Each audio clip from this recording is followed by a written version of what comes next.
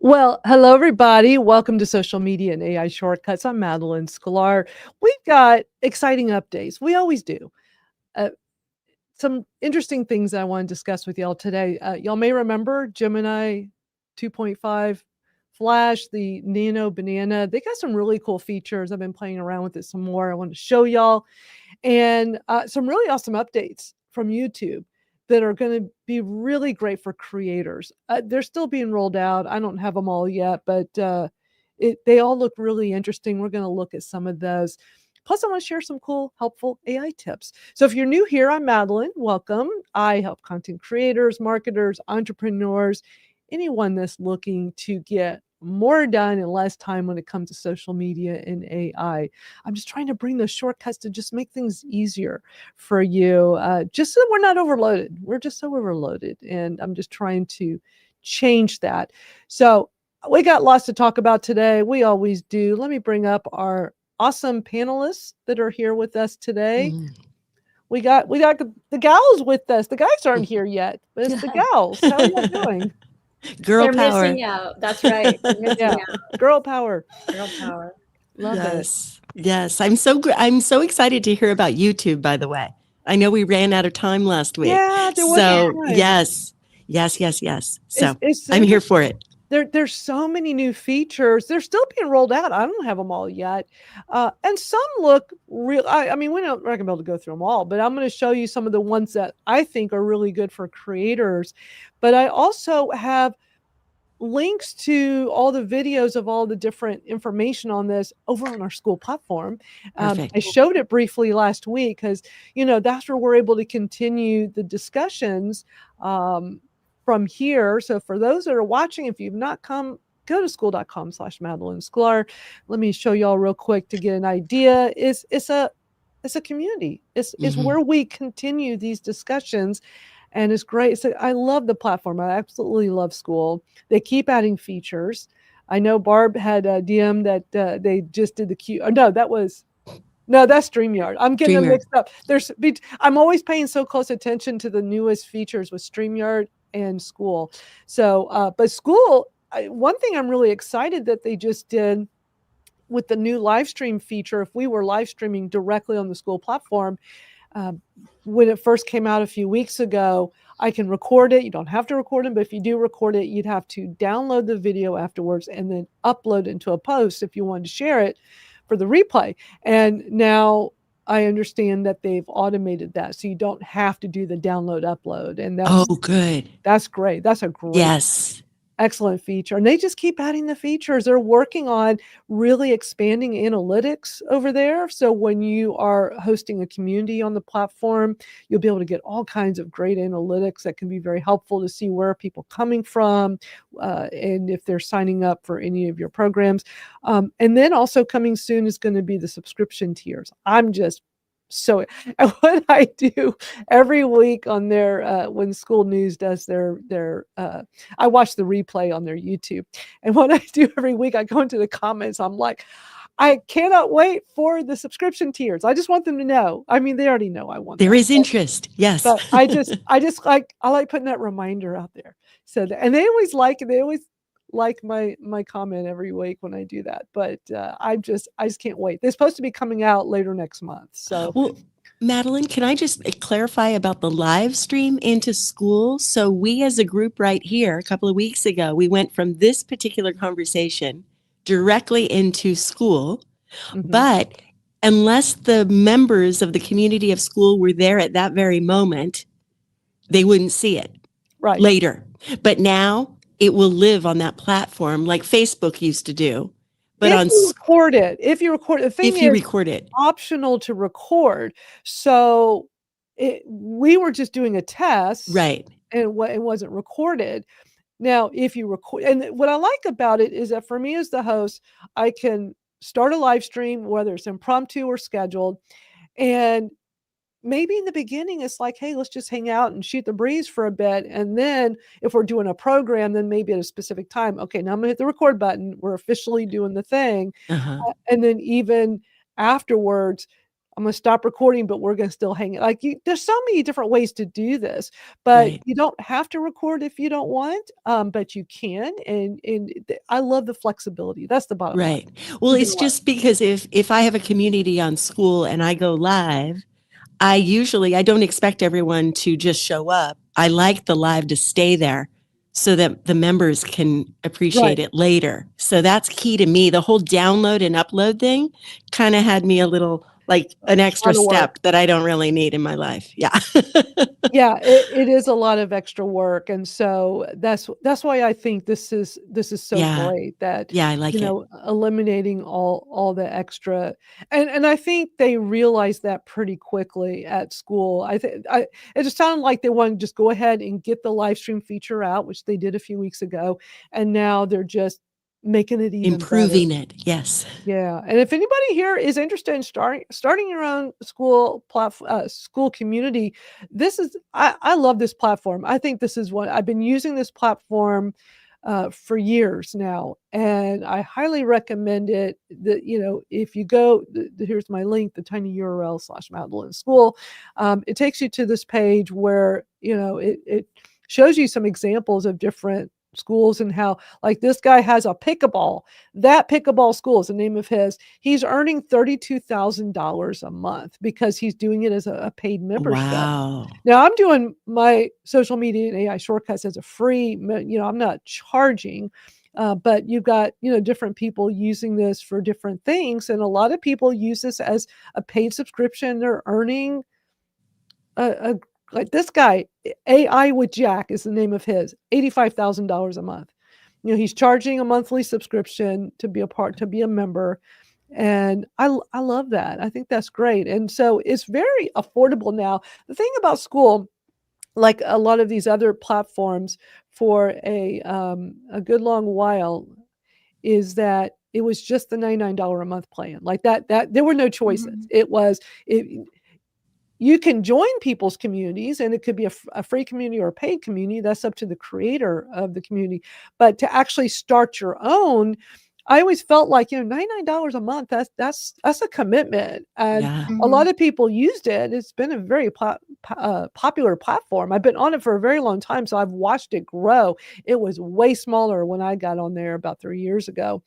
But now that they have this newer tier they've added, the $9 a month, and calling it the hobby plan, I just love that they did that because they're offering basically almost everything as you Mhm. get on the 99 plan. Here's the thing, the only thing you don't get that's why this is such a deal. On the $9 a month plan, the only thing is, if you're gonna charge, let's say you wanna do this as a membership and charge, or you wanna have a free school community, but you want to have paid courses, you can do that too in there.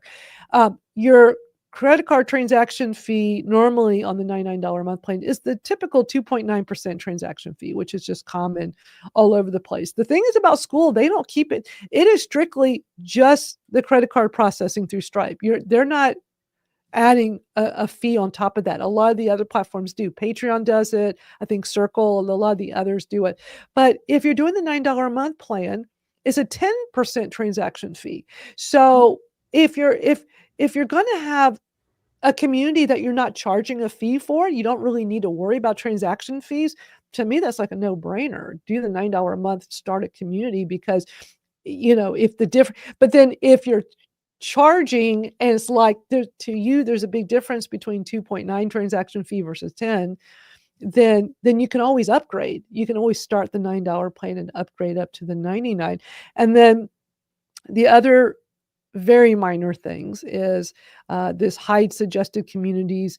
That just means that if you have a free community, I mean, you're paying for the $9 a month community, you're at the lowest tier, is on the right sidebar when people are in your community, it'll like just recommend other communities for your members. And if you're on the $99 a month plan, it doesn't offer that. So it's just these suggested communities.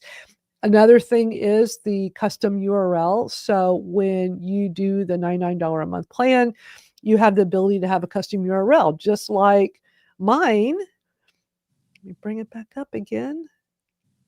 Oh, this is weird. It's not letting me. Oh, StreamYard's not letting me click on the, Oh, I can't click on the banner. What's going on? It's not letting me click. Okay, no. Wow.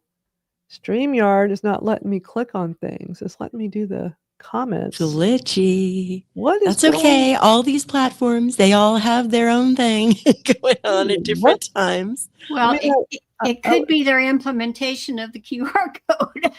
You know? They're upgrading some stuff, so maybe it's messing Yeah, with stuff. Yeah, it's it's today and today overwhelmed. only. Yeah. Yeah, Who yeah, knows? yeah. Yeah. You know, the school thing is so interesting to me because I am paying for my blue check mark and for my community, Gratitude Unleashed, on the X platform, but the community does not work as smoothly as it does in school. Mhm. But I'm paying the same amount over on X interesting. without having control over it as much. Very So interesting. yeah, I'm trying to figure out what to do because I am paying that out of my pocket in order to help the community stay together. That's the only way I can be the admin and preserve the community on X. But the other thing is, Maria, is that you can't, an email is sent, you control, but you can send an email to your Right. people in either the Yeah. $9 or $99 group. So that's real important, is Right. being able to alert them. And on X, we can, if they get our tweet or not, it's Right. anybody's Right. guess. Right. The only way the members get notified is if I open a space, then they get a notification. So I've gotten in the habit of doing like a little Wow. mini 5-minute catch up Yeah. space so they know. And then I tell them what's happening this week kind of thing. But it's Mm. my voice alerting them. And Mhm. I don't know. Yeah. So I promise though, for anybody watching, if I do develop a community somehow on the school platform, I won't email you a lot because I don't like that. Well, They don't personally. let, they And I know they Madeline's don't really let you. good. They But don't let you do it. that's Yeah. the beauty of Skool. So one of the things I love about Skool Right. is that you can do, the email blast. It goes to everybody because you get the emails when they sign up. Right. Unlike social media communities, Mhm. does Yeah. Facebook groups let you have the emails of all your No. members? No. Does X? No. You get that on Skool. Sometimes Right. you get what you pay for. $9 a month or $99 a month, you're getting a lot. Yeah. And I'm able to click on the banner now. So this is the custom URL because I'm paying $99 a month for social media and AI shortcuts versus the $9 a month.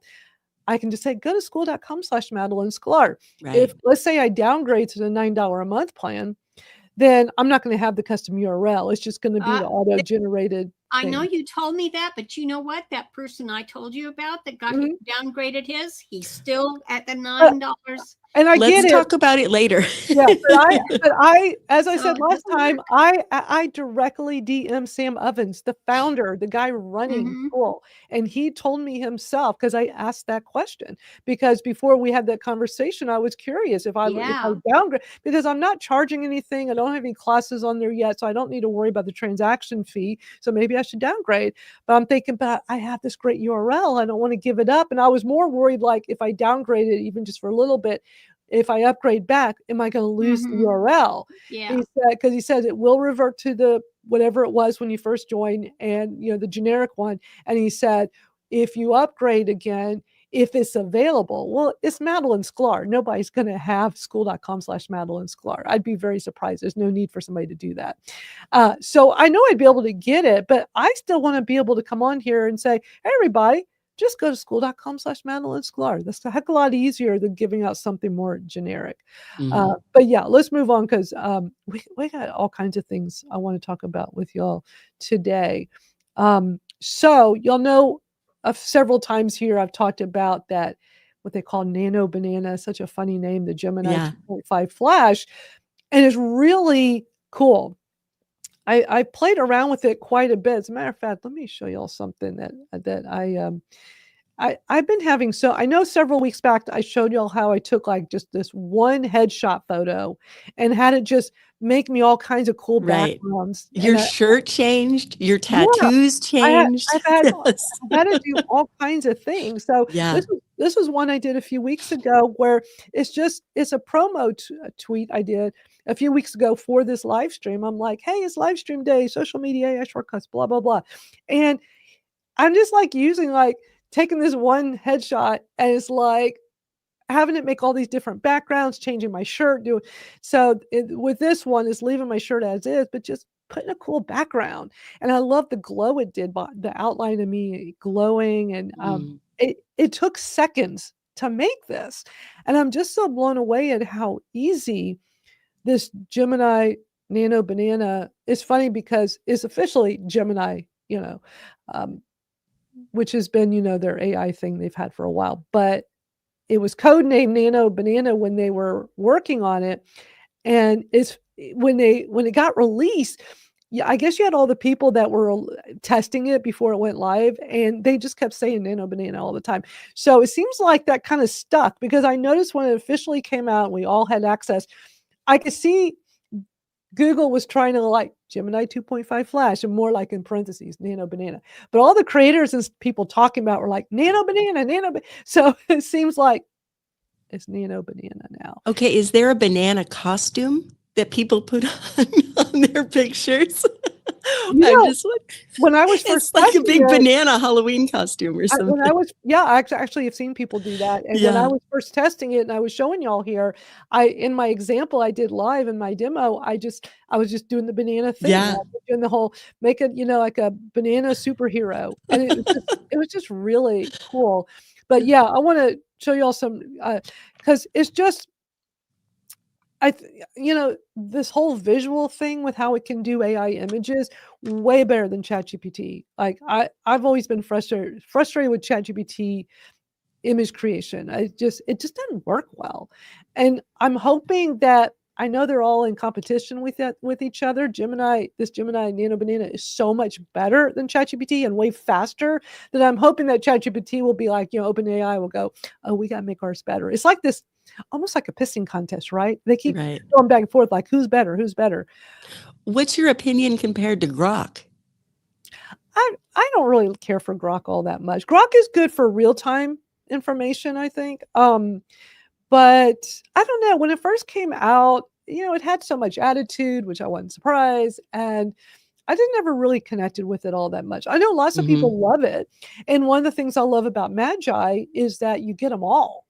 Right. So, if for an all-in-one, you'll have access to it there. But honestly, I don't really go into X and play with Grok directly. Do you? I know you like it, right? Because you've talked about it before. I do for information, not for creativity, not for designing images like you're doing in Gemini.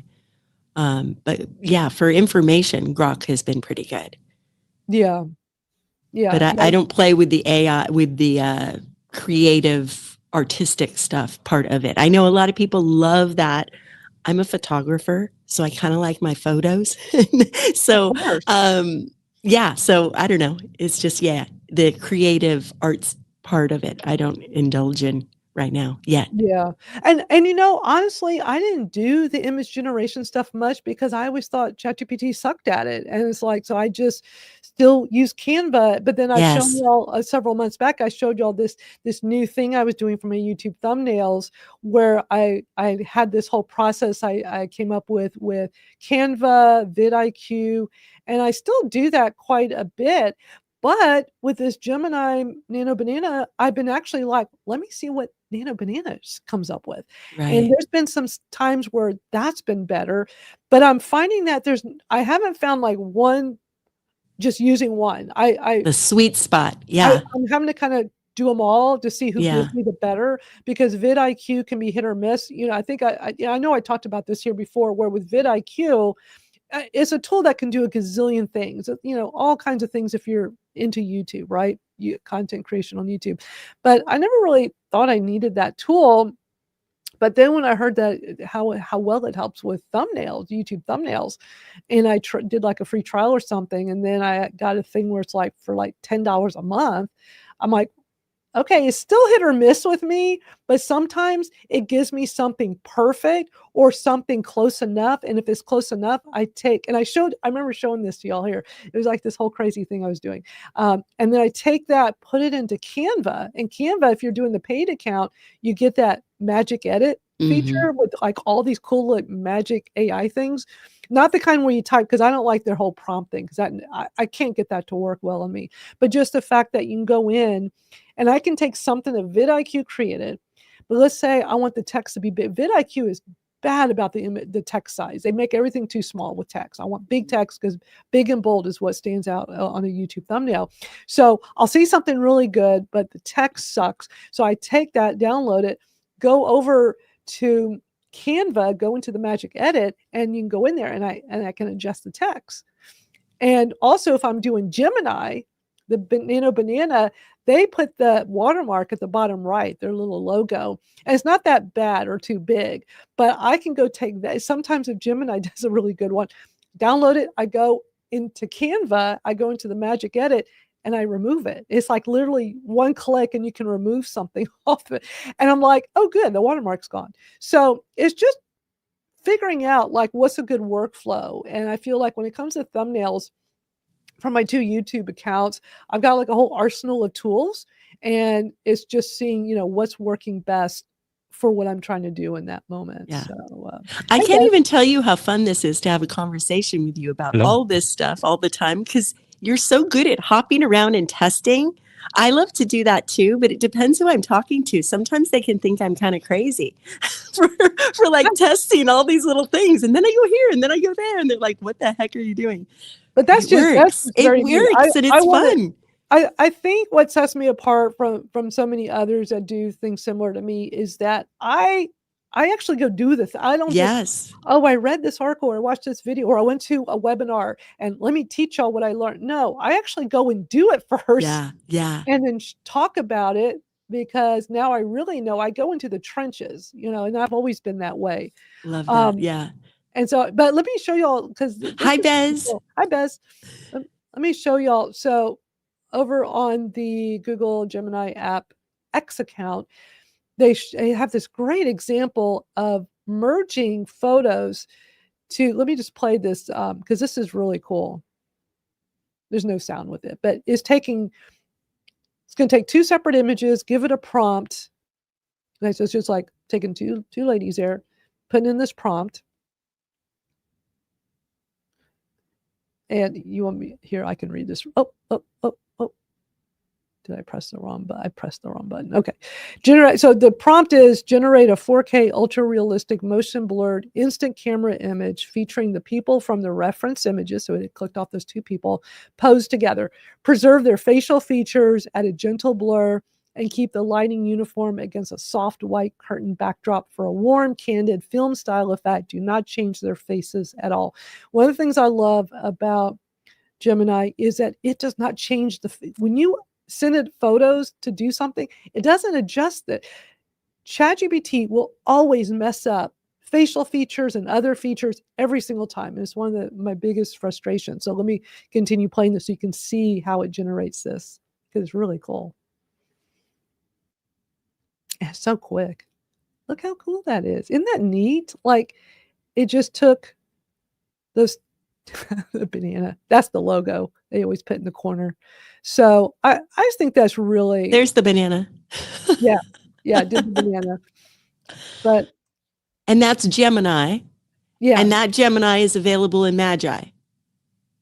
It's available in MAGAI. I don't know if it can do the whole Nano Banana thing, all these new features. I've done it directly inside of Gemini. Let me pull up Gemini real quick and show y'all. So that's a good question that I don't know. But when you're in, it's Dustin, right? Yeah, Dustin. With MAGAI. We'll get him back here. If you go to Gemini, first of all, it's free to use. You can upgrade to a paid, just like they all have upgrade to paid. But Gemini.google.com. It's a Google product, just like Notebook LM is also a Google. I mean, I tell you, Google has some really great AI stuff going on. But I would suggest make some time, go to Gemini.google.com on desktop, or you can do the Gemini app on your phone. They both work great. And you can do like what we just saw that example of, upload a couple of images and give it that prompt. One thing I've noticed with Gemini, and I'm thinking this because it's still pretty new, is that if I just keep adjusting, talking to it, and then it gets to a point like it hits a wall, like you overloaded its brain. And what I found is once it starts messing up, which it can sometimes be maybe 3, 4, 5, 6 prompts in, like going back and forth, maybe I want to refine something a bit. After a while, it just doesn't do it right. And I'll keep saying, no, that's not what I said. And it'll just keep giving me the same thing. So I just found that it's best to stop and start over. If it gave me something that I want to continue with, I'll download that and then start a new one and say, okay, take this, but then do this or do that. It just sometimes takes a little trial and error, but I think it's because it's so new. But I want to show you, there's a couple of other great examples, 2 really good ones that you can also do with this. So I just recommend, we don't have time to do a super big demo, but I've done demos here before. You can always go back to previous replays over on my YouTube channel at Madeline Sklar. But I want to just show a couple more cool examples of things it can do. And this is just a recent post on their X account, so you can always find this. And I'll put links to everything we're watching today in my YouTube description. But here's another one with, let me make these bigger so I can show you. So this is going to be image editing just got bananas. Instantly change your background, combine creative elements, make specific edits and more. The only limit is your imagination. So this is 6 seconds with no audio, but just watch this. It's cool. They're taking 2 cool photos and merging it into something really cool. I think that's really neat. I mean, I know not everybody likes stuff like that, but it's just showing the creativity. And then this other thing is really cool, is real-time visual guidance. Here's what's interesting. ChatGPT does this, but only on the paid account. On mobile, on the paid, I'm on the $20 a month ChatGPT, the plus. So I can do stuff like this.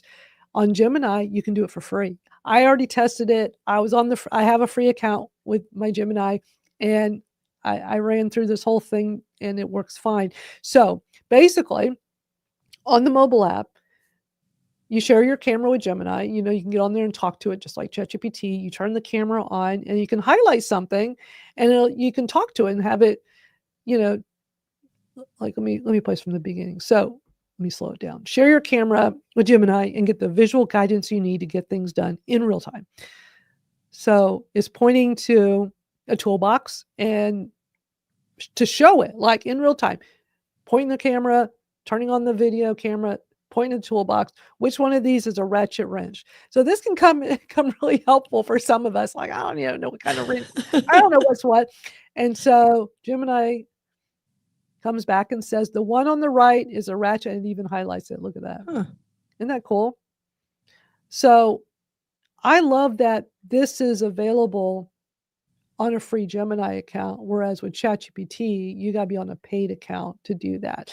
And some of y'all may remember when I did a demo of the ChatGPT one when it was newer, because I was so excited when that feature came out. And I did a demo here showing, like, I turned it on, I was talking to it, and then I turned the camera on, I pointed at my shirt and asked it to describe my shirt. Some of y'all may remember that because it was incredible. I know, like, freaked people out, like, oh my God, I can't believe it can see what you're doing. But I pointed it, I was wearing a shirt with this cool design. And first I asked it, what color is my shirt? It says it's gray. I said, can you see the design? And at first it goes, I can't really. And I'm doing this live in a demo here. I have the replay of just that segment on my YouTube channel also, if anybody wants to go find it. Actually, I'll go find it and play it real quick. It is so cool. But now you don't have to be on a paid account, and you can do the same thing over in Gemini. So I think that's really cool. And it can identify things, It can because I identify could see things. that being helpful, like in a forest and seeing the trees and say, which one of these trees is an oak tree? It can be helpful. And in it can, so many scenarios. yes, it's A seeing what lot of I'm seeing. different- Yeah. Yeah. Interesting. Yeah. I mean, I definitely see that being helpful in a lot of different ways. So, okay, here, I found it. Let me play. I love this. I think I've even played the replay on here a few times because it's just so cool. And I don't know, maybe I'm just dorky and I just find this stuff fun. I don't know, but yeah, I'm gonna play this for you because it's just neat. And it's just, I guess what I love so much about all this is just the technology. It's amazing. It's amazing that I can, with my ChatGPT or now with Gemini, Let me give you an example. So recently I'm driving and some kind of light came on the dash. I'm like, what does this mean? And normally what you do, you go find your manual or you look it up online. I just turned on ChatGPT, pointed at the camera on there. I said, chat, what does this mean? I told it what kind of car I had and it told me like what the light was for. And I'm like, okay, cool. Like now I know it. There's so many different ways you could utilize something like that. So, but let me show y'all because this was so fun. Hey everybody, it's Madeline Sklar. We are alive. How are you today? I'm doing an experiment. I'm just testing out this new idea I have for my social media shortcuts as a live stream. So I just want to play around with this for a little bit. The full program of this will be tomorrow on our usual Thursday, 1 o'clock Eastern for social media shortcuts. We're experimenting with doing this as a live stream instead of spaces. And also being able to go beyond X. So like right now, I'm broadcasting on X and on YouTube. So Madeline, there we I'm go. doing great. Thanks for asking. How about you? I'm good. I'm still live streaming. I know I bothered you a little while ago, but I'm live and I'm back with them again. Say hi to all my friends in the live stream. Hi, everyone. It's great to be here with you all. Hope you're having a wonderful time on the live stream. I hope they are too. They're staying, so I imagine they're enjoying it. Okay, so I'm going to turn my camera on. I want to play with this new feature because I love it. It's so cool. So you can see me, right? Yes, I can see you. What would you like to do with this feature? So what's hanging around my neck right now? It looks like you have a pair of headphones around your neck. Are those the ones you use for your live streams? Yeah, because I'm live streaming right now and I want to be able to hear you because I have you on the speaker here on my phone. So I took my headphones off. They're just dangling around my neck. So I just want to know if you could see that. Yes, I can see that. It's a good idea to keep them off if you want to hear everything clearly. Are you comfortable this way?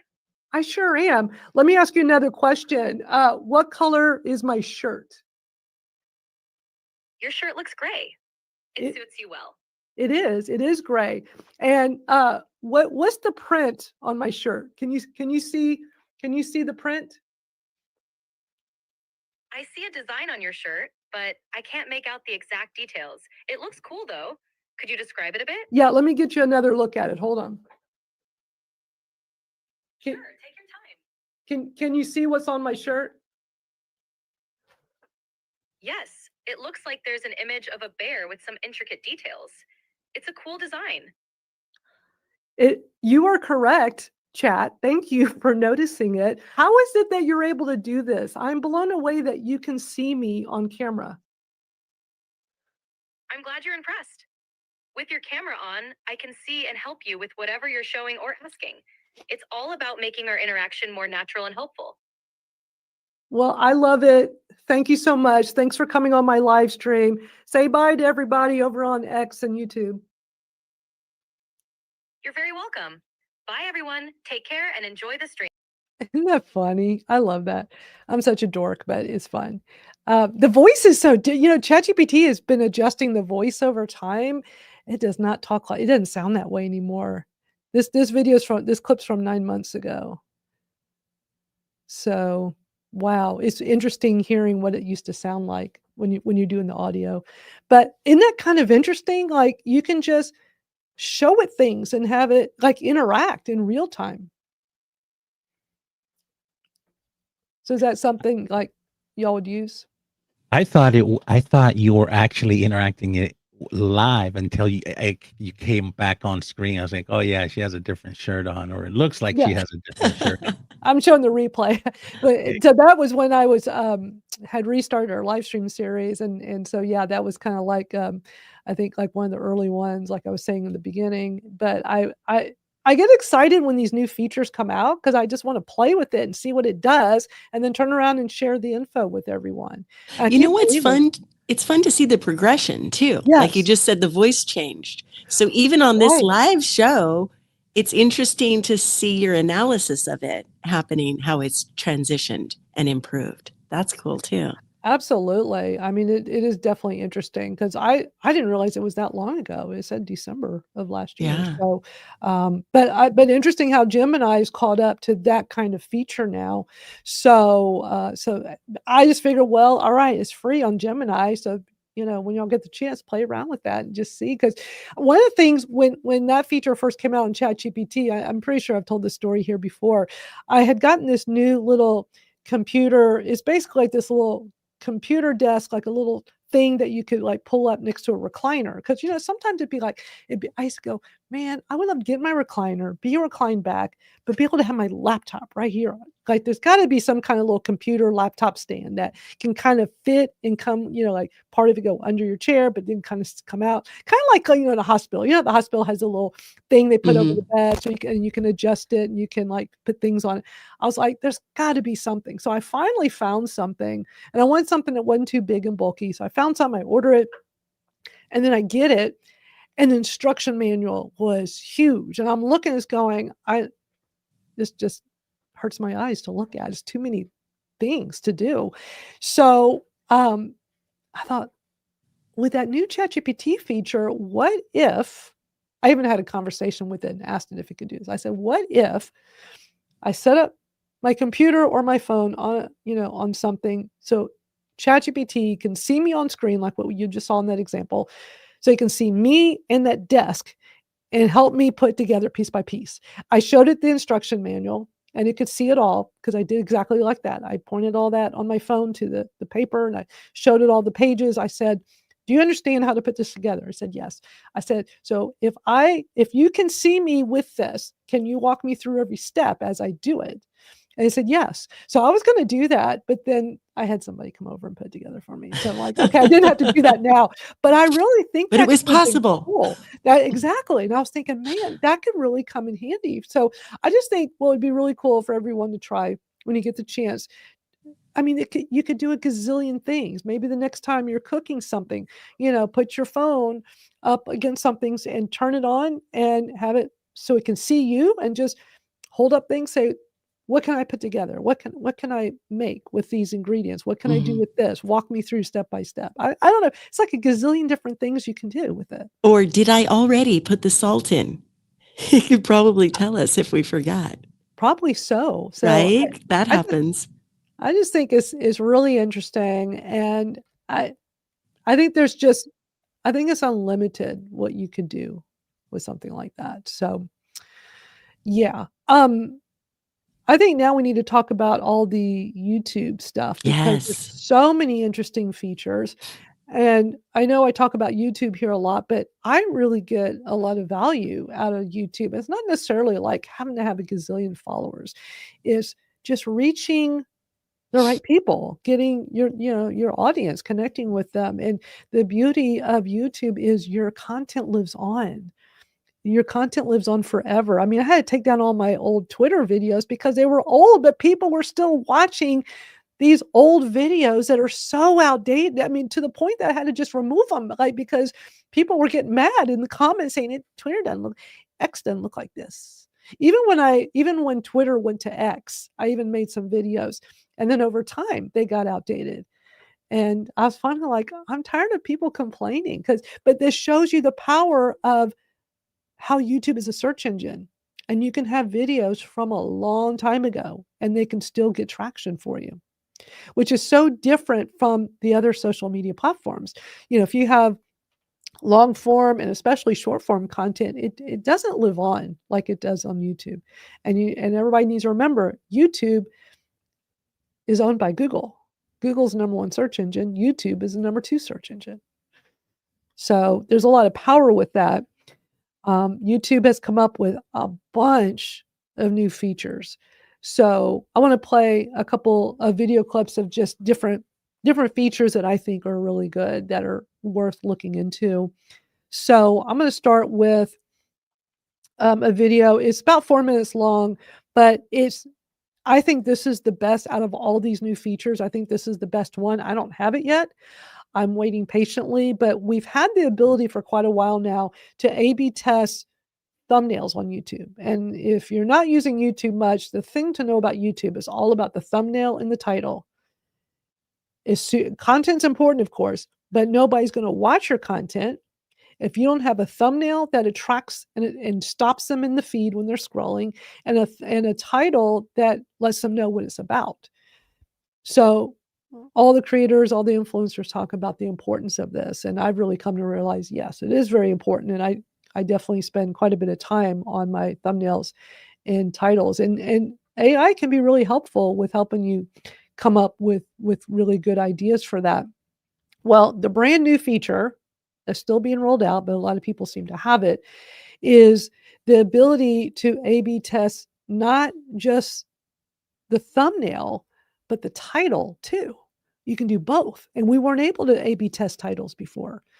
So if you wanted to A/B test, you had to do it manually. Go put up a title, and then maybe a few days or a few weeks later, you change it and try another one, and just kind of watch your analytics. What's nice about the thumbnail A/B tests they've had for a while, first of all, the A/B test on thumbnails only works on videos, not on live streams or shorts. So if you're doing live streams, of course, you can put a thumbnail for a live stream, but you can only just have the one. You can't A/B test. But regular videos that are in your video feed, you can A/B test up to 3 thumbnails. So now with the new feature, you still can do 3 thumbnails and you can do 3 titles. And what's interesting is you can even mix and match. You can just focus on the thumbnails or just focus on the titles, or do a little bit of both, change each one up. So it's a lot of flexibility. And I can't wait to try that, because I think that's really cool. So let me play this video clip for y'all so you can learn more about this feature. YouTube just announced 30 brand new updates for creators. And out of those 30, I've identified the 7 that actually move the needle for channels like yours that want to use YouTube to build your business. Forget all the gimmicks like AI-generated songs and dancing photos. Those won't get you clients or do anything for your revenue. Today, I'm focusing on the updates that help you reach new audiences, grow your channel, and turn YouTube into a client-generating machine. So let's start with the one that I'm most excited about, title A/B testing. So YouTube's been letting us test thumbnails since about 2023, and get this, creators have already used it over 15 million times. I use it myself for every single video that I make. But here's what drove me crazy. So you could test different thumbnails, but you were stuck with whatever title you picked first. If it was bad, sucks to be you, I guess. But they've been teasing this coming out ever since, and I finally got access to it. So now you can upload up to 3 different titles for the same video and let YouTube just figure out which one actually gets people watching. And let's face it, since I don't really know what I'm going to title this video yet, you better believe I'm going to be using this feature to help me land on the best one. So here's how it works. You've got 3 different ways to test. So first, you can test complete packages. So maybe one title and thumbnail combo that basically says that this is for beginners, or another combo that emphasizes a specific result that the video is going to get them, and maybe a third option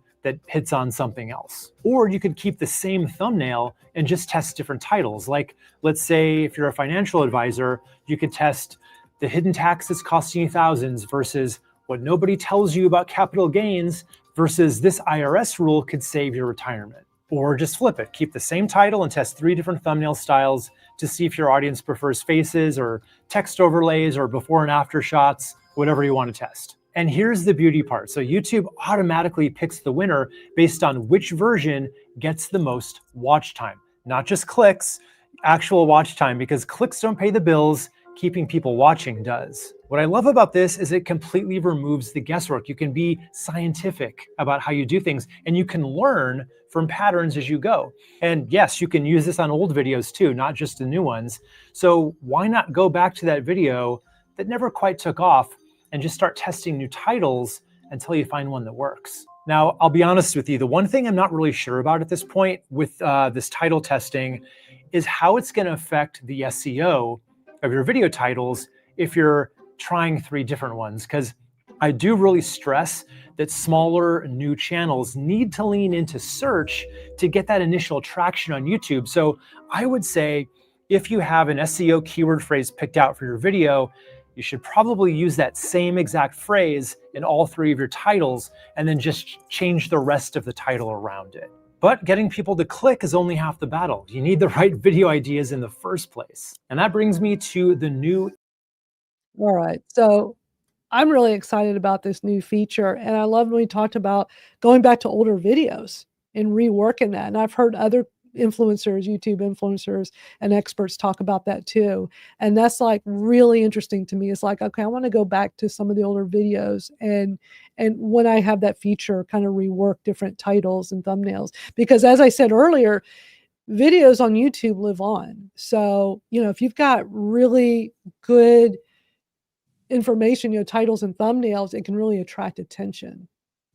Now, are those updates available to everyone on YouTube that has a channel, or do you There need to upgrade in some way? No, there's no, it's just an automatic YouTube thing, but they're still rolling it out because there's some, like he said, there's like 30, several different people have said 30 new features, and it's like, wow, that's a lot. So, and I'm just sharing the ones that I think are, I'm gonna show another one that I think is a really good one, but, there's so many different ones. Is basically figuring out, you know, what works best for you, and that's why I'm gonna have links to all of these. I have it over on Skool, except for that one we just watched. That's a newer video. I'm gonna go add that to Skool later. But on my YouTube channel, which is one of the places we're live streaming right now, later in the description, I'll go and put links to everything that we watched or talked about today. I always do that every week with these live streams, so I'll definitely have that in there. This guy talks specifically about 7 really good features out of the 30. I'm gonna play. Oh, go ahead, Maria. Oh, one more question. The background image on the title, YouTube is creating that on its own as a sample for us? What do you mean the background? The image on the thumbnail, or are we giving it a thumbnail that we like? So YouTube will auto-generate a thumbnail based on what the content is. It does it on its own, because I could go back on many of my videos and change it when I didn't know what I was doing at the beginning. Absolutely, absolutely. I definitely recommend creating your own thumbnails, because the ones that are auto-generated through YouTube are not great. They're typically just like with this live stream, it just has a still of somewhere in this live stream, which is just gonna be showing us. It doesn't relate to anybody. Like, that's not gonna stop anybody from scrolling to like, what is this? Right. And that's why it's important to have something that attracts attention. It's good to have big text, have it not necessarily be flashy, but just grab attention. And the best thing to do, and this is advice for everybody, go into YouTube, go do some searches for your industry, content that you think your customers will be looking for, and just see how other people are doing their YouTube thumbnails and see what attracts you, what gets you to stop scrolling, to go click on the video. It's all about getting people to stop and click your video. Because you can have the best content in the world. If people are not stopping to view it, then they'll never see it. Right. So that's why having something that stands out. Let me play this other. It's a shorter clip, and then we'll look at mine. Now I don't do the best thumbnails on my Madeline Sklar, but on my Kratom one, I've been very creative with that. So I'll show you some examples. But let me play. I'm really excited about this other feature that YouTube has, and not too many people have been talking about it, but I think this is going to be a great feature for so many people. So let me play this for y'all real quick.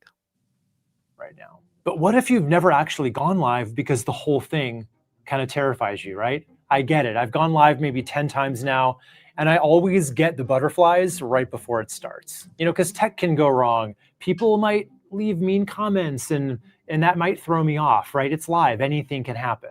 But this is pretty cool. That's where practice mode comes in. And honestly, this should have existed years ago. So what this is, it's just a private rehearsal space where you can practice going live without actually going live in front of real people. So to you, it feels like you're having a YouTube live experience. YouTube even makes fake AI comments and chat messages, so it kind of feels like people are watching, but they're not. It's just you practicing your opening, getting comfortable with the buttons and the controls, figuring out where to look. Because sometimes going live can be a visceral experience. There's a lot of stuff going on. So it would help to practice just to see where everything is before you commit to showing up. And you can also just test your whole setup, right? Make sure your lighting looks good, your audio works. You know how to share your screen if you're going to be presenting something. Practice answering fake comments so you get used to talking and reading at the same time, which can be harder than it sounds at first. So one thing I'm not sure about with this though is, most live streams, at least for me and the ones I've seen, are kind of Q&A based. So I guess my question is, I haven't answered yet, are these fake comments smart enough to ask you questions about your topic? And, if it does, are those questions going to make sense and even be answerable? Again, not sure yet, but either way, even if it's just comments that you can respond to, I think it's going to help you feel more comfortable. And honestly, if you were to do this for, say, 30 minutes before you recorded a batch of regular old YouTube videos, it would probably help you in your delivery, being more natural and high energy. And I would take this even further and say, what if you were to do this for 10 minutes every day for a month?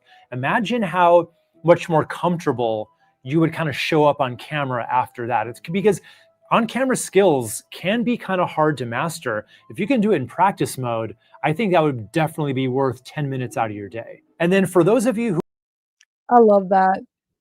So I wish they had come up with that years ago, because for those that don't know, like years ago, I had a program called Video Like a Rock Star. I still plan to bring it back because it was really good. But years back, before my life took a change, I was taking care of my mom. I had this program. It was in 2018, and it was helping people get comfortable on camera, doing video, but especially live streaming, because so many people were still nervous to do it, especially a lot of marketers, a lot of social media people. I was just so surprised how many people were still not comfortable. And back with my Twitter chat, the Twitter Smarter chat back then, I used to do a thing where we do the live chat, Twitter Smarter during this time slot, 1:00 Eastern every Thursday. And then afterwards, I'd have the guests move over with me to Facebook Live, and we would do like half an hour of then live streaming, continuing the discussion, but using a different format, because I love live streaming. And I thought, this is so much fun and it's different, and people loved it. But so many of my guests were like, I've never done a live stream before. I'm like, really? In 2018, you haven't done one yet? Facebook Live had been around for a little bit. Plus, the others, what was it? What was the one that Periscope, that Twitter bot and Blab? There were other that were popular before Facebook Live became a thing. But I was just so surprised at how many marketers had not been utilizing live streams. I'm like, okay, I got to make a program for this and help people. And one of the things that helped tremendously was practicing. So many people that took my program were not comfortable being on camera. And so back then, Facebook groups, because that's how things were. Thank God for Skool now. I would totally do this inside of Skool. But in the Facebook group, I had people team up, have an accountability partner and practice. And basically, you could set up so that you can just practice with each other in a Facebook. That's not, people didn't even realize you can do a Facebook Live that nobody sees. You can do it private, just so you can practice. So I encourage people to practice, and practicing makes such a huge difference. I love how YouTube has this now where you can just practice and have it give you AI comments to just help you practice, like talking live and then being able to, interact with comments. I think it's brilliant. And I love that guy's idea of spending time beforehand and even practicing a little bit each day. I think that's brilliant. So what do y'all think of that? I like it. I think though, on YouTube, I used to go live, but only publish it privately. So it was sort of like practicing, and then I could decide whether to release it or not, but I wasn't getting the comments. Comments and live interaction kind of throws me off a little bit. So I can make use of that for sure for me. So I like it. Yeah. Getting comments would be key for me, because it distracts me. Trying to engage too much. That would be a good thing. It can definitely be distracting. So I think it's a great way to practice. I haven't tried it yet. And again, some of these may still be rolling out. So some of these new things we're looking at, like the A/B testing of the titles, I don't have it yet. I can still do the thumbnails, but not the titles. But just remember, if you play with this, it's only in the videos, not live streams or shorts. So keep that in mind. I'm going to play a real short clip of another cool feature. And you may have heard about this. It's the auto dubbing feature, where people can watch your YouTube content, but in their language. It could be a totally different language. And this is the best example I've seen of this new feature. So it's just 30 seconds, but be prepared to be blown away by this. I don't speak Portuguese, mas o YouTube adicionou dublagem automática com sincronia labial. So, what you're watching right now is not only the words coming out of my mouth que saem da minha boca sendo traduzidas, mas também meus lábios sendo reanimados para fazer parecer que estou falando português. Are you kidding me? Hey, what's up? We're Colin and Samir, and that is one of more than 30 new features that YouTube just dropped. And we've selected our favorites to break down that we think are going to change the future for YouTube creators. Is that wild or what? When I saw that, I'm like, holy cow. Like, I've heard about this new feature. I don't seem to have it yet. I haven't been able to play with it yet. Wow. Can I do it to old videos? It's an auto dubbing that, like, there's a setting. I'm not sure yet if it's already defaulted on or not, but there's a setting in your YouTube settings to turn it on, but it's for the viewers that they can Right. go when you're watching a video. You know, when you're watching a video, how you can click on the settings, the little icon button to like change the speed or the quality. It's Mhm. going to be in there, but I don't see it on. Like, I can't do it because I want to see that because, like he showed in that Yeah. example. YouTube has worked to make it, I'm sure it's using AI, to make it so that your mouth moves more in sync. Because, when you That's see something that's crazy. dubbed, that you can still tell, like, that it's Yeah. different language. But this is using AI to try to sync. It's not perfect. I've seen some other examples where it's not perfect, but it's pretty darn good. Yeah. Well, And the viewer gets to choose the language. So I Right. don't have to decide. I want this one to go out in Spanish or whatever. Exactly. well, Very Exactly. cool. I'm just thinking outside the box because LinkedIn allows you to, off your profile, actually create new profiles. So you don't have to go and get a second email and get a second profile. So what happens is, like, let's say I want to do a Spanish profile because I speak Spanish. It lets me, but I have to reconstruct it. It's not a copy and paste. Now, if I have, I'll go and recreate it, and then I put videos that I record in English, and they come out synced up in Spanish. Oh my goodness, this is crazy because it just, I mean, it probably won't be perfect because there's a lot of things, but it's, you know what?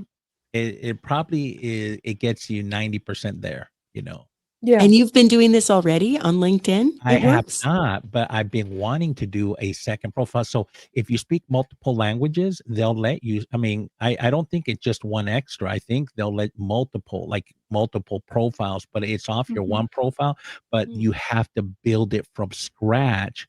And so it gives you a lot more reach. So I speak Spanish. Hmm. There's a whole nother audience out there. Like, you know, it's there's a whole new world out there outside the United States. That's all I'm saying, and even inside the United States. So I'm Yeah. excited because I think the French will be great for all of my ballooning peeps because that's where it all started. and, Mhm. and I have so many of my followers and friends on there. I think it's Wow. a plus because France and Italy. Yeah. it'll Thank be you able so to much, Madeline. it'll Yeah. expand your Cool. audience because, Mhm. I love that. And I'm gonna play one more just short, like the longer forms of all these videos are available over in Skool when I did the post of this last week because we didn't have time to cover this last week. That's why I wanted to spend more time today doing this. But let me play another quick intro of another video about this. So YouTube just dropped 22 brand new updates that you need to know about. Right up top, I'm going to be covering my top 3, and then we're going to dive into the complete list. And this could really reshape how creators and business owners are growing their audiences, getting views, monetizing their content. And there's a lot of opportunities and some strategic insights we need to talk about. Now, this happened at YouTube's annual Made on YouTube event that was recently celebrating their 20th birthday and really casting vision for the next 20 years of YouTube. Can you believe YouTube is 20 years old? Man, that's wild. Wow. It's been wow. around a long time now. Now, interesting because Maria, earlier you were asking about updating anything, and he was showing that screenshot the YouTube Studio app, and that is an app on the phone. I mean, I mostly, I mean, I use the YouTube Studio, so it's always good to have an updated version of any app you use. But normally, I do a lot of this on desktop. So, on desktop, there's no downloading anything. It's all automatic. But I don't know if some of these features will even work, because it's a very different kind of the dashboard. I mean, hold on, I have my phone plugged in. You're talking about phone versus desktop. Yeah, because they have Yeah. what's called a studio. It's the YouTube YT Studio app, and I love this on the phone because I have my Kratom one up, but I can get all kinds of analytics, and I can upload from here. I can press a little plus and upload from my phone. But I think really desktop is where you're going to see, like, I don't know For about all the these thumbnail. extra features, for Yeah, sure. I don't. Yeah. So I don't know why he was showing, because he's making it sound like you got to go download the app and it's all about the YouTube Studio app, but I don't think necessarily it does. The YouTube Studio app does not do as much as what you can do on desktop. So I just But you could create something and then it would be in your channel and you can mess with it later on a desktop. Absolutely. So yeah, the flow would still be there. They're linked. Absolutely. Yeah. For sure. And what I typically do is I use the app mostly for when I'm doing like YouTube Shorts, because that's it's on your phone, because the Shorts, as I've talked about here before, I have my strategy where for my Kratom YouTube, I have my TikToks, and then when I create those, it's on my phone now. It's downloaded to my camera app, and then I take that and I just use that YouTube app to upload that same video over to my YouTube channel. And from the app, I can still do the title, the description. I can do a lot of things. It won't let you adjust. What you're able to do is with the thumbnail on a YouTube short, you can't put you can pick the still, like you can go in and pick where in the still you want, but it doesn't do it on the app. You have to be not only you have to be on your YouTube mobile. It's real weird. It took me a while. It's like so many little things you have to figure out. You can't do it on the Studio app. You got to be on your mobile app for YouTube. They're two different things. Your YouTube app and your YT Studio app are two separate apps. But yeah, it's like a whole process. There's something too on the phone. It doesn't let me toggle between public, private, kind of. It doesn't let me adjust the viewer audience unless I'm on my desktop, I've noticed. I have to go mess with it sometimes. But what do you mean? Like making it private or public, the video itself. If I create something on my phone, I can pretty much do it and release it as a short, but it seems to be stuck unless I go fix it in my desktop. The viewer, the audience, I don't know. I'm able to, because I haven't done it in a while. Typically what I do is I will upload YouTube shorts and make them unlisted. Yeah. And I'll just put a whole bunch up. I just try to kind of batch work it. So I put them all up, make them unlisted, and then I can go through each one, put in all the, title, description, all the things. What I love is that with shorts, you can have a related video, and I love that. So when you're picking, when you're going through the things, I have it go to something that's related or just another cool short. But like if highlight, exactly. So like when I'm putting up a YouTube short to promote, like a clip to promote my podcast episode, right? Then I can also put the related be the actual episode. Right. And those drop downs on the screen and stuff. Click here for the full thing and all that kind of stuff. Exactly. YouTube's kind of fun. I haven't been working on my channel in a long time, but yeah, it's great. So thank you, Madeline. This has been awesome. Yeah, I'm really excited about all these. I'm gonna play one more just super short. It's just 18 seconds, but just another short. It's just all the YouTube experts are so excited. And it's interesting how the others are like 30 new, and then you have Sean from Think Media saying 22. There's bottom line, it keeps changing. A lot of new features. There's just a lot. And what I've noticed with all of these YouTube experts is there's too many to do. So they're just all breaking down like their favorites. Oh, Jim made it right at the end as we're wrapping up. Better late than never. Of course. Absolutely. Hi. So I had a really crazy idea that I may experiment with later if any of you might be interested. So seeing what Skool is doing with their whole live streaming thing, my thought was, if you were to screen share the Skool tab into StreamYard, you could actually record what's going on in Skool on StreamYard. You just share it as a browser tab. Oh, you know what? Okay, so when they do the Hmm. school news, that's what I don't know if they're using StreamYard, but they do that because they do their news, and then when they've been showing a demo of the live stream, they're bringing it up on screen like that. So Fancy. But you would that's just have this, and a good then, idea. you know, and then it's like if the person pushes the, you know, we're going to make Madeline full screen, you've got that. But then on the, but yeah, I just thought I might play around with that and see if that works, because then you could record meetings, even like say unlisted to YouTube using StreamYard, or I guess you could just record only.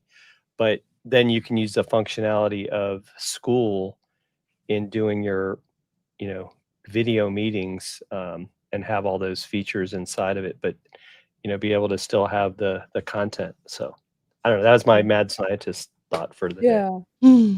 yeah. I'm just loving all these school features. It's great. And did you see that Skool has it now where you don't have to download and upload? You know, you can take the live stream and have it more automatic, which is great. I'm excited about that. Yeah. I was just play just another short clip on the whole YouTube thing, and then we'll wrap up there. But it's just exciting to see all these YouTubers excited about it. They're rolling out a ton of new features for content creators. Some of the features are like, okay. And then some of the features are like, oh my gosh, I can't believe this is coming, and I can't believe it took them this long to do it. So as always, I'm not going to waste your time. We're going to jump right into it, and we're starting right now. So he has a whole bunch of, you know, all these creators have, you know, just really just helpful demos and walkthroughs of a handful of these tools. So I'll have them all in Skool. Come over to our Skool and you'll get schooled. Just as long as you're wearing a banana costume, then the Nano Banana or whatever it is. Right. But come join us at Skool, skool.com/Madeline Sklar. That's where we're able to continue these discussions, because, you know, this hour goes by fast when we're in here. But yeah, I had posted, so last week I did have a post about the whole YouTube thing. I put all those videos. Here it is. So I have like all those videos right here. Perfect. But the new one that it just, you know, I didn't have the first one I played, I didn't have in here because that one just, this is from a week ago, but the other one is newer. But come join us in Skool. Yeah. And it's a great community, great way for us to all stay connected. You're doing a great job of curating it with good information in there, so we don't have to go all over the world. Yeah, that's the best part of it for sure. You're amazing at curating the information for us. So thank you. I appreciate it. Thank you so much. And Barbara's been doing a great job of keeping us updated with Skool and StreamYard stuff. Barb, you've sure been excited about all the Skool stuff. Your posts on there, you can just feel the excitement when you're posting about it. I just got permission today from one of the owner actually of a 26.5K group on Facebook that I can begin bringing them over to Skool. So, and promote that in there. So I'm very curious because, you know, the educational community, most importantly, especially the people who are just starting those communities, now that we have this tool, it's a much more cost-effective way to do it. But more than being cost-effective, Skool founders have actually gamified it. And I'm not into gamification, but what they're doing now, I mean, you should see the prizes that people can earn. I mean, it's over $10,000 and stuff. But the creators can develop it however they want. That's something I've not even done yet. And honestly, when I first, you know, got into somebody's Skool community 3 years ago, I was kind of turned off by the gamification. It felt very like juvenile, not young. It just felt like this is a millennial thing, or you know, for people in their 20s and 30s, or just younger people.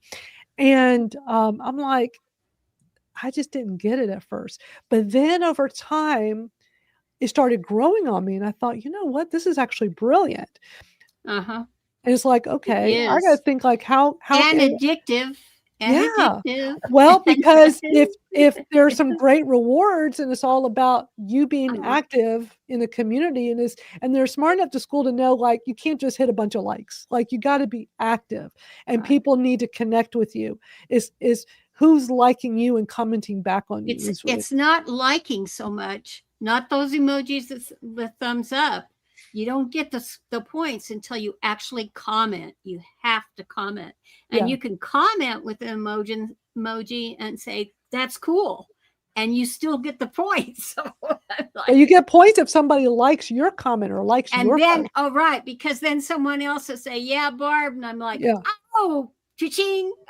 It's like you can't get points by you liking. You get points when people like stuff of other people, which is brilliant. I tell you, Sam Evans and his team at Skool have created something that is incredible, and I've just been a big fan ever since. And my Kratom one, I've had it for almost 2 years now, and I just love it. I'm so glad I went with that instead of a Facebook group.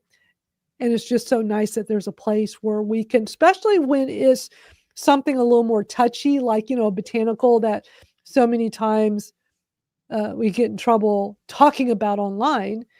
And I mean, like right now, I'm in a lot of trouble with TikTok. TikTok just drives me crazy. I still have an account ban warning. I think I had it last week when I talked to y'all last. Every time I go to my account, big red sentence, account ban warning. Oh, the public doesn't see it, only I see it to remind me that I'm still in trouble. It won't even let me do stories right now. It will not let me. I've taken existing stories and tried to put it in my story, or existing videos just put up as a story, just because that's a just good way to get eyeballs, and it won't let me do any of them. It's ridiculous. So Skool can be so beneficial when you have a community where you have issues with free speech. Well, and I think too, that's where you can use Substack notes. You can take those short videos and put them in there and make them a note. Because I don't know, Rachel, if you have, I haven't seen any sort of squelching of that sort of stuff. That's what I've been hearing from people, saying that Substack they're not running into issues with that. And I'm definitely going to be, I just haven't spent the time. I need to focus and spend time on it. And I will. I definitely want to move my Kratom newsletter over there, because I feel like that could be, I mean, I do fine with it on MailChimp, but I just love the community aspect of Substack. And as long as I don't have censorship issues talking about a botanical over there, then I'm really interested in that. Because I do well with Skool, and like we talked about earlier, you can send out an email blast through your Skool, but they're so smart where you can only do it once every 72 hours, which is brilliant. I love that they did that. So that way people aren't overdoing it, because if you're sitting here blasting all the time to your community, people are going to leave. Nobody wants that.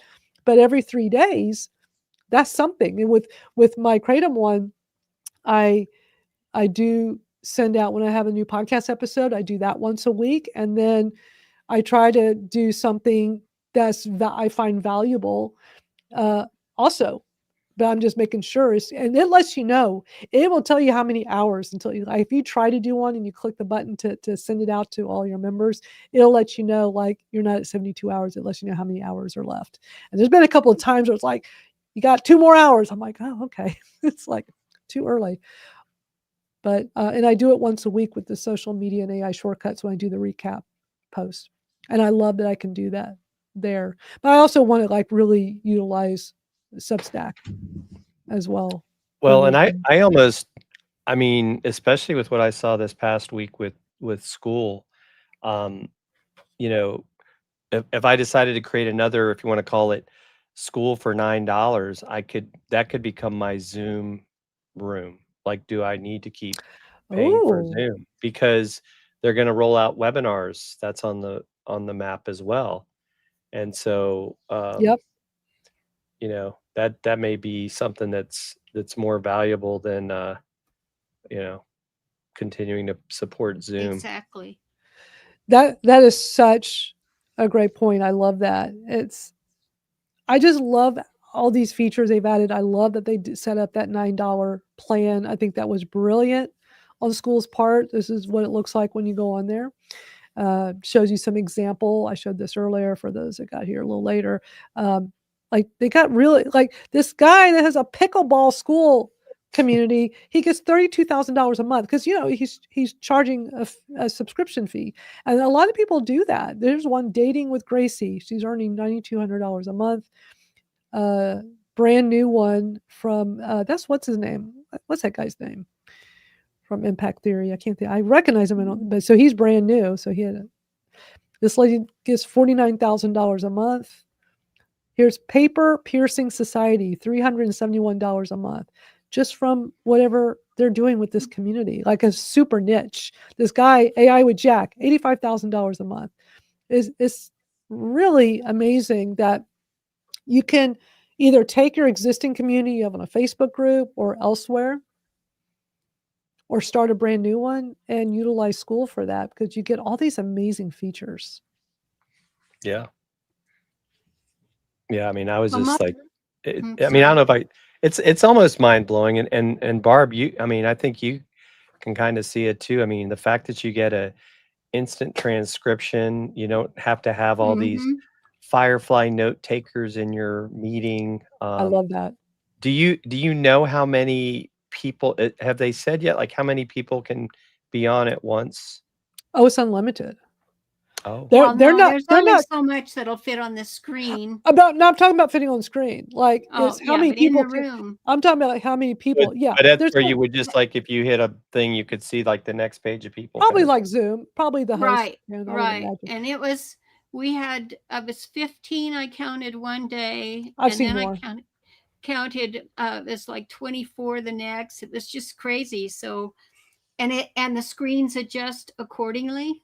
I mean, as far as the division. So, it's brilliant. It's brilliant. Absolutely. And even like you had said about the $9 one, from just having that for you for your studio thing, you can create videos directly on there. And like we pointed out about getting the script from it and so forth, but you can then share those out. So a lot of people, it'll save them that because they just need the simple videos, and it's so quick to render that they can save those and publish across their other platforms, including YouTube, and use the studio in YouTube to do further editing. But I really think, but I will just say in my research this last week, I discovered two things. And one, it's the model that works best is called freemium. And that is where you have tiers at the beginning. At so many levels, they're free. And after that level, then you pay, or you're rewarded based on your participation, active participation in the community. And I definitely learned the value that you must always have 10 people active in your group. If you have that all the time, it's like ants coming to an ant farm. Somehow, from an algorithm standpoint, it attracts more people. So, and it's not easy to get that. It sounds easy, and it is not at all. So yeah, it's just a great platform. It's so versatile now. It does so many things, and for even just $9 a month for you to go start your own, is such a great deal. Versus the $99. The $99 is great. I mean, I have two different communities, been paying $99 a month for quite a while. I love all the features, but for $9 a month, it's like, wow, what else can I create? And I believe. Well, and I think it's that whole idea, as a business owner, it's like if I started to see the value in my Skool community, then I can move up to 99, and then I have an admin, and but don't say, oh well, I gotta, because some of these extra features like the custom URL and the lower cost as far as the transaction fee, well, that could be the incentive to make your community worth upgrading to. But exactly. And $9 a month is 2 Starbucks a month, right? Right. And believe me, I've gone back and forth like on my social media AI shortcuts. I'm not monetizing it. I'm not charging anything. So it's like, but I'm still doing the $99 a month because I don't want to lose the URL. Well, I don't want to lose this. Skool.com/Madeline Sklar. So if I downgrade to the $9 a month plan, is too important for me to not I guess I'm crazy and I'd rather pay $89 a month, or $90 a month to have that. But it's like, because then I will be stuck with the generic URL when you first join, and it gives you during your trial period, it just gives you like something more random. Right. But I do plan to monetize as soon as that subscription tier feature comes out, then our social media AI shortcuts will be the continued free. And then I'm gonna have 2 paid tiers because we'll have that ability. And I'm really excited about that. Yep. All right, we gotta wind down. We went late today, but it's always such a great conversation every You can single blame time it we on do me. this. Oh, it's all good. It's all good. It's always great hearing your insight, Jim. You always have great stuff to share. And yeah, but y'all join us at Skool, skool.com/Madeline Sklar. I pay a lot of money so I can have that URL. So y'all go click on it. All right. Y'all have a great rest of your day. We'll be back next week. Who knows what I will uncover between now and then. And maybe some of you all will uncover some things that we can talk about too. I always love that. I love our always well-rounded conversation. Yeah, I've been looking into really quickly, because I don't want to make this even longer, how much AI is impacting search. They say like 13% of Google searches are now going to ChatGPT, and I think it's more. And yeah, it's more. I agree. And companies Next week. are upset because people are getting the answer when you see Without- Google AI, so they're not going to the websites. And Google so their Ads. sales are down. It's Google really Ads. interesting. Like if you're all about Google Ads, start making a plan B, because it's not going to, they're going to lose more and more traction on there. Here's what's interesting. I came across something yesterday. So ChatGPT has a way for you to connect some kind of plugin that when you're, you know how when you're on the browser tab and you can just start typing, it'll go right into Google, right? Do your Google search. It will revert over to ChatGPT. Mm-hmm. I'm like, whoa, that's interesting. But yeah, we're going to see. I catch myself going to ChatGPT a lot more than I used to, just for a generic, something I would normally go to Google. But we'll see, we're so trained to just go to Google or go to the URL search bar and type whatever, that I think a plugin that'll take you to ChatGPT is brilliant. But I do catch myself just going to ChatGPT more and more. And I think we're going to keep seeing that with a lot of people. Yeah. The last 2 days, I have always, since it's been available, I've had the Google News app, separate app on my phone. And so daily habit, I would just click on it, see what the headlines were. The last 2 days I've clicked on it and it's giving me a summary, a ChatGPT summary of what those headlines are on that page. I don't even get to look at the default. I'm saying default. I don't get to look at the headlines. I get that summary. That's all I wanted anyway. Wow. So, we're in an That's a interesting great point. time with we're in an interesting time with all this technology. scary time, but search is totally dead. The way, I mean, I remember when we used to Yahoo. Remember Yahoo, and all those other ones. times that we spent. And now, if you can take Google down, that's something. And what about Ask Jeeves? Remember Ask Jeeves? And they were like, oh, but Yahoo was. I remember like with Google, nobody thought Yahoo would. Yahoo was the search engine for a long time, and then Netscape was the browser. It's so interesting. And then the Explorer, Microsoft Explorer. It's so funny watching that progression of how the takeaway is, don't be afraid to pivot. Keep an open mind, because things change. When it comes to this technology, we didn't think that Yahoo would go away. We didn't think Netscape, and then Explorer, MySpace. Things that are at the top of the game are not always at the top of the game forever. Right. So, and one of the things we do here is we do talk about trends and what's new and how are people using things to help us, help make those pivots.